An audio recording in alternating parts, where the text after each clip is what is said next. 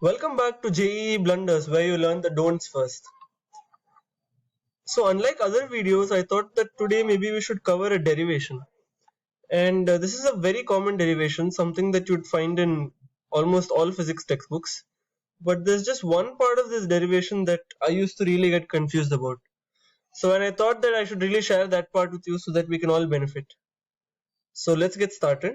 So, what we have to do is find the time period of a simple pendulum. Alright. So, let's say I'm releasing the pendulum. Let's say I'm releasing the pendulum from an angle theta with the vertical. Okay. So we'll start with the free body diagram of the bob. So it has a mass m. So the force of gravity will act on it, and there's the force of tension. All right. So this pendulum, if released, is going to move along a circular path as expected. Right. So there must be a centripetal force and a tangential force as well. So I'm going to resolve mg along the radial and the tangential direction. So if this is theta, this is also going to be theta. So therefore this component would be mg cos theta, and this component would be mg sin theta. Alright, so you can see that along the radial direction, the resultant is T minus mg cos theta, that's acting towards the center, and that must provide the centripetal force mv squared by r. And of course mg sin theta will provide the necessary force that contributes to the angular acceleration. I mean the tangential acceleration. So it's m times the tangential acceleration, which is L into alpha, right? Okay, so this is equation 1 and 2. So for the purpose of deriving the time period, I don't think equation 1 is needed. Anyway, let's see. So equation 2, let's look at equation 2 first. So we have m that cancels out. L times alpha. Alpha is the rate of change of omega, right? Angular acceleration is the rate of change of angular velocity.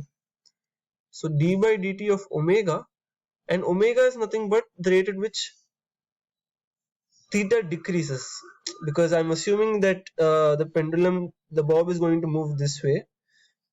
So the angular velocity is the rate at which theta decreases. So let me just write that on the side. Alpha is d omega by dt, right? The rate at which omega changes. In this case, omega is going to increase as it moves towards the mean position, and omega is, in this case, is the rate at which theta decreases.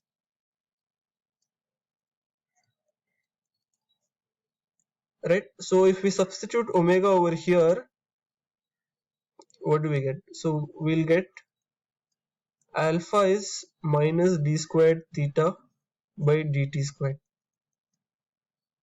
Correct? So let me just directly write that here. Sorry. L times alpha. So L times minus d squared theta by dt squared is g sin theta. And one final step before we set up the differential equation. D squared theta by dt squared is minus g by L times sin theta. So I think what we have done so far is probably most of you are very familiar with this, and so I was reasonably convinced up to this part. But what is usually seen in all of these textbooks is that from here onwards we assume that theta is really small. Correct? So basically for very small theta, and by that I mean around 10 to 15 degrees or lesser than that, sine theta can be approximated as theta. Sine theta is approximated as theta, and so we get our usual. What do we get when we assume that d squared theta by dt squared, assuming sine theta is theta, we get it's minus g by L times theta, and this is our standard simple harmonic equation, right? And this can be solved easily, and we get our standard expressions from here, where the time period, if you solve this differential equation, you get that the time period is 2 pi root of L by G. And I'm assuming that this is a very common derivation. But the part that used to confuse me was, why do we even have to assume a small theta? I get it, it simplifies the expression, but why can't we derive it as it is and get the actual expression for time period, and maybe later on assume that theta was small to arrive at this expression? So that's something that really used to confuse me. So I really encourage you to pause the video over here and try to solve this differential equation, right? Solve it as it is and try to solve this differential equation first. So hope you have done trying.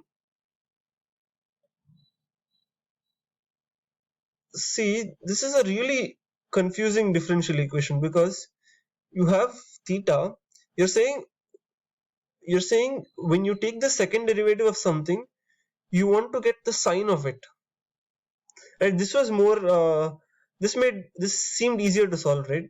When you take the second derivative of something, you want to get the negative of it back, times multiplied by a constant. So you could intuitively say that this had to be a sine or a cos, because when you take the second derivative of a sine or a cos, you get it back multiplied by a constant. So this was a little more easier to solve. Oops, my father's phone is ringing. Please ignore that. But this seems a lot more difficult to solve, doesn't it?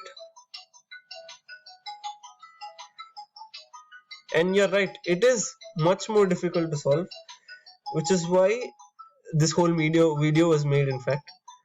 So in fact, I'm going to frighten you with this expression, and this expression is what I found on this website. Okay, and I really encourage you to check this website out, because they've done a great job.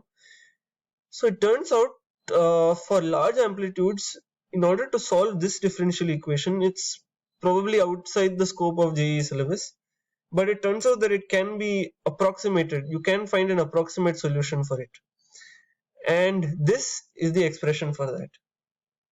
Okay, and anyway, even though this is beyond the scope of JEE syllabus, the whole purpose of this video was to help you understand that this expression for time period is only valid for small amplitudes only.